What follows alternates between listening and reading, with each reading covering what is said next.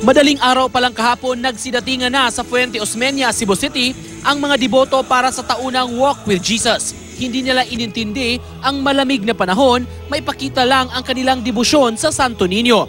Ang ibang mga bata, pinasuot pa ng mga damit katulad ng kay Santo Niño.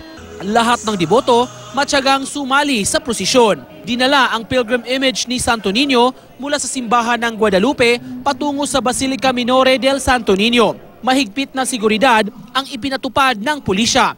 Pasado alas 5 ng umaga dumating ang imahen sa Basilika na mainit na sinalubong ng mga tao.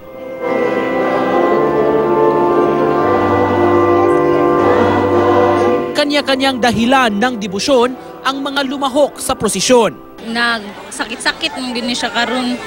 Mura gid akong gipangayo sa Senior Santo Niño nga tagaan mig mayong panglawas.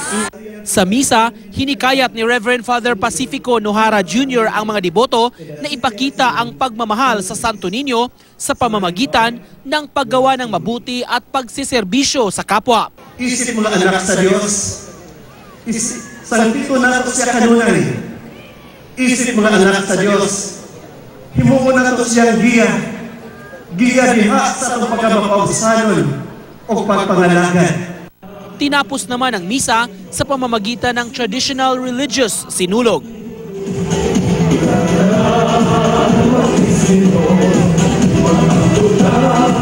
Pagsasayaw ito ng mga deboto at mga pari na may kasamang pagdarasal.